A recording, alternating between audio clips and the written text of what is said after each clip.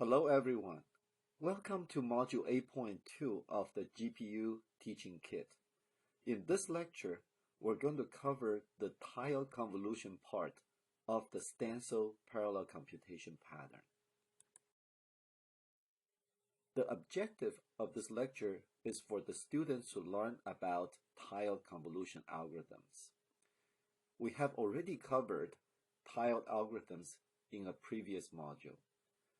The focus of this lecture is to introduce some of the intricate aspects of applying tiling algorithms to convolution. In particular, we're going to learn the important difference between output tiles and input tiles and how we need to coordinate these two tiles. This slide shows the tiling opportunity in convolution. We use a 1D convolution to illustrate the tiling opportunity. In the picture, we show the calculation of P elements based on a 5-element mask.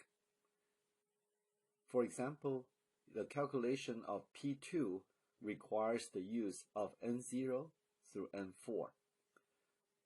And we see that the calculation of adjacent output elements involves shared input elements. For example, in this picture, we see that N2 is used in the calculation of P0, P1, P2, P3, and P4.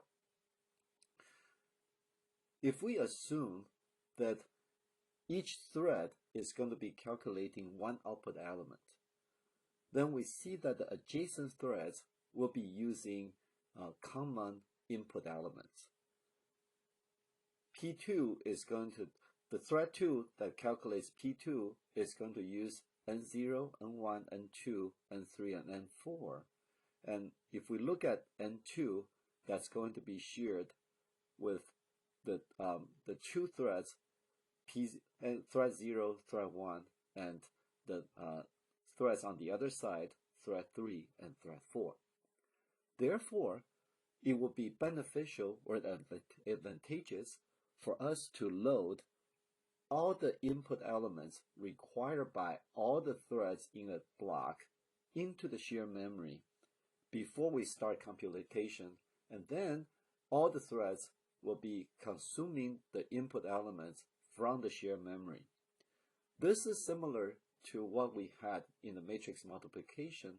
It's just that the input elements that are needed by the threads are going to form a tile that is bigger than the tile of the output elements that these threads collectively compute.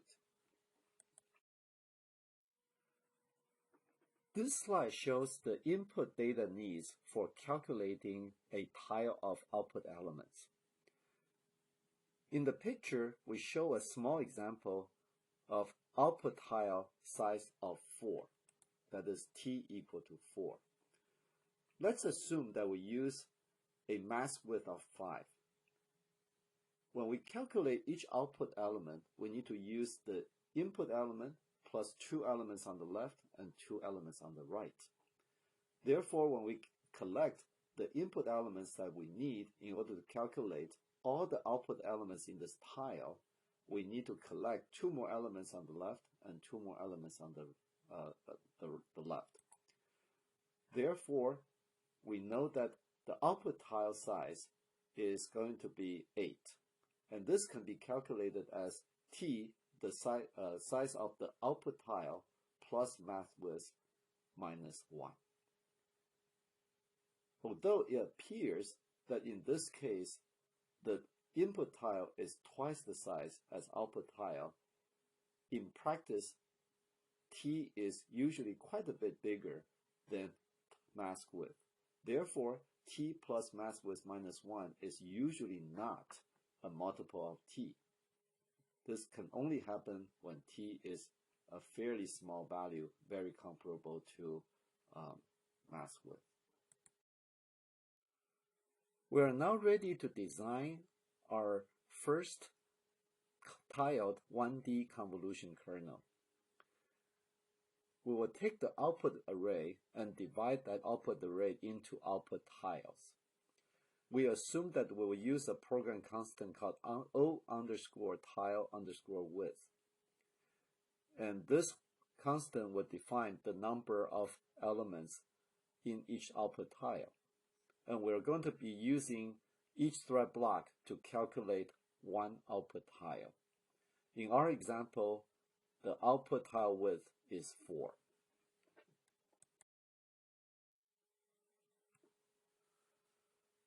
Once we have defined the output tiles, we can use that to define our input tiles. The size of the input tile is simply the size of the output tile plus mask width minus 1, as we have already explained in the previous slide. So we can just extend the output tile to the left by half of the mask width and to the right by half of the mask width, assuming that mask is an odd number. So we can collect or have all the threads to collectively load all these needed input elements into the shared memory as we show in the bottom part of the picture. So we show that all the input elements for calculating the output tile will be loaded into NS, which is a shared memory array. Now we need to design our thread blocks.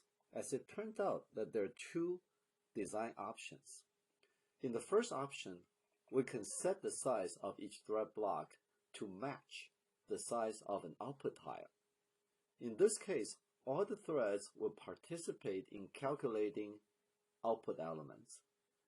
And in our example, the block dim.x variable would be of value 4. In this case, some of the threads will need to load more than one input element into the shared memory because the number of threads in a thread block will be smaller than the number of input elements in the input tile. There's a second option where we can set the size of each thread block to match the size of an input tile. So some of the threads in this case will not participate in the calculation of output elements because there will be more threads than the number of output elements. In our example, for this design option, block dim.x will be 8. And so each thread will be loading one input element into the shared memory, and only some of them will participate in the calculation of the output elements. We will use design 2 or option 2 for the rest of this lecture, and we will leave the option 1 or design 1 as an exercise.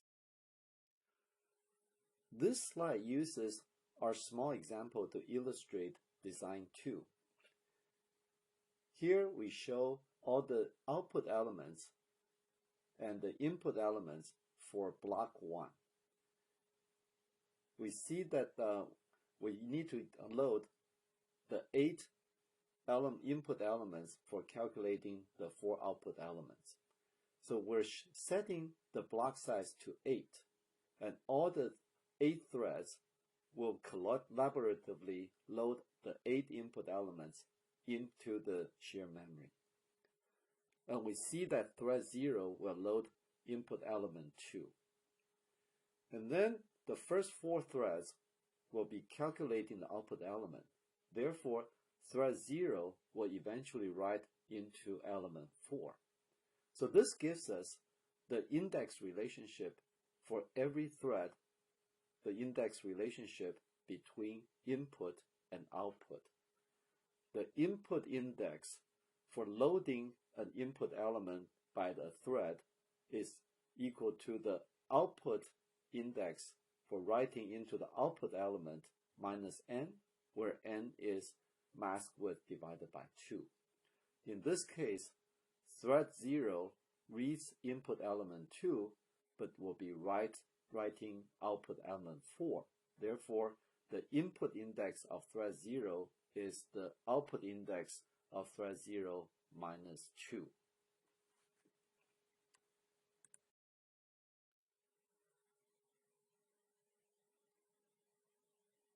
We're going to have all the threads to participate in loading input tiles. So here we show the input element loading code for the kernel.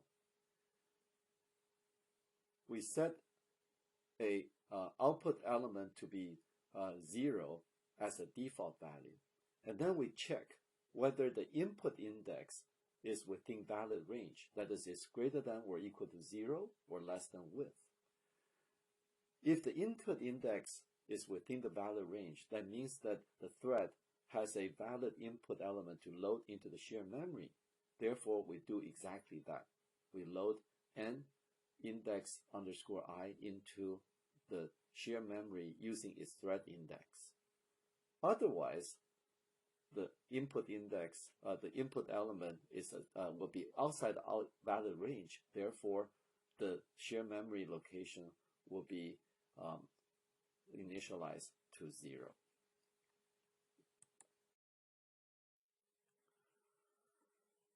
As we mentioned, we have more threads in a thread block than the size of the output tile. Therefore, some threads will not participate in the calculation of output elements.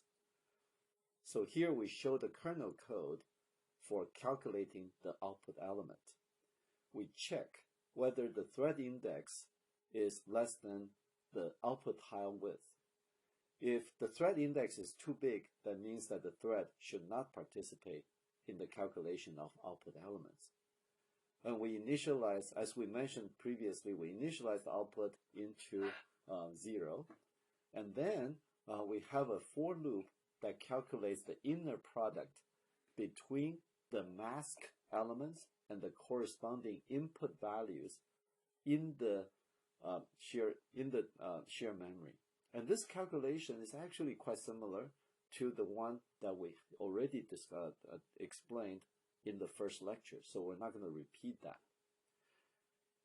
And after the for loop, we will be writing the output value into the corresponding output element. Just to summarize, the index underscore O, the output element index, should be the block index times the output tile width plus thread index dot x. And the reason is every block is going to be calculating O underscore tile underscore width output elements. So the total number of output elements calculated by all the previous blocks will be given in the first term. And then within the thread block, we can use the thread index to determine the output element that will be calculated by that thread. And only thread 0 through output thread width minus 1 will participate in the calculation of the output. Now that we have the kernel code, we can design our host code. In the host code, we must set the block size. Remember that we're going to set the block size to be the input tile size. So the input tile size should be a power of 2. So we're going to be setting the input tile size to be power of 2, such as 512, such as 1024. In this example, we assume that we want to have an input tile size and the block size set as 1024. So we would need to set the output tiles width to be smaller. And in this case, in our example, we assume that we use a mask size of 5. Therefore, the output tile width should be 4 less than the input tile size. So we set the output tile width to be 1020, and then we can define the block width to be the output tile width plus 4. Once we have these two constants, we can define the dimension of the blocks as block width 1 and 1. And then we can define the grid width to be the total width of the input minus 1 divided by the output tile width, and the whole result plus 1. And this is just the ceiling of the input width divided by the output tile width. Remember, this has to be the output tile width. So for the max width of 5 in our example, we will have essentially a block dim of 1024.11, and then we're going to have the ceiling function of width divided by 1020, okay, and 1. In general, we know that the block's width should be output tile width plus parenthesis mask width minus 1, closing parenthesis. Now we have the design of our first tiled 1D convolution kernel. We can begin to analyze the benefit of tiling in terms of reducing memory accesses or global memory accesses. As we have seen in matrix multiplication, we need to calculate the number of times each data element is reused once they are loaded into the shared memory. Each reuse reduces or eliminates one global memory access. As we can see in this picture, the input elements loaded into the shared memory are actually reused different number of times depending on their position. Element 2 will only be used by thread 4 when calculating element 4. On the other hand, element 3 will be used by threads 4 and 5. And thread 4 will be used, element 4 will be used by threads 4, 5, and 6. So the maximal reuse is going to, in this case, is going to be element 5 and 6. Each will be used 4 times by threads 4, 5, 6, 7. So this will be important when we come to the calculation of the ratio of memory accesses between the tiled 1D convolution and the basic 1D convolution that we discussed in the previous lecture. This slide shows that the ghost cells will affect our calculation of the memory access ratios. For the thread blocks that handle the left end of the output or the right end of the output, we see that they will be using ghost cells. And these ghost cells don't need to be loaded from the global memory to the shared memory. Therefore, they reduce the number of global memory accesses in the basic algorithm as well as the loading algorithm. So tile loading algorithm. And we will see their effect in our analysis of the ratios. This concludes Module 8.2 of the GPU teaching kit.